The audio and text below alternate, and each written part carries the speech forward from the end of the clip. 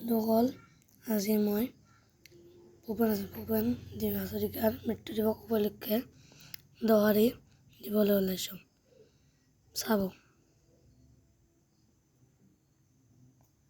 Doctor Bhupen Hazarika এগৰাকী গায়ক, সুৰকাৰ, গীতিকাৰ আৰু সংগীত পৰিচালক আছিল। ২ নম্বৰ।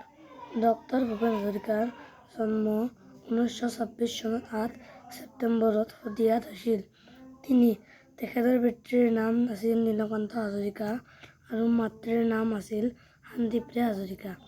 তেওঁৰ বিখ্যাত গানসমূহ জীৱন, সমাজ আৰু মানুহৰ দুখ-কষ্টৰ কথা কয়।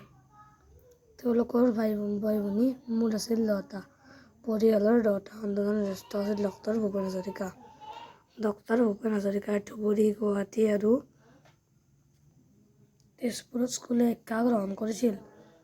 1950 চনত ডক্টৰ ভূপেন হাজৰিকা এটা গুজৰাটী পৰিয়ালৰ ছোৱালী প্ৰিয়ম্বদা পেটেলৰ লগত বিবাহপাশত আবদ্ধ হয়। 9 নম্বৰ।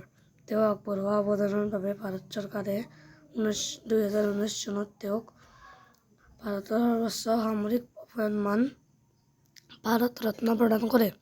2011 চনৰ 5 নৱেম্বৰত মুম্বাইৰ ককলিবেন ধীৰুভাই আম্বানী হস্পিটেলত তেখেতৰ দেহাৱসান হয়। ধন্যবাদ।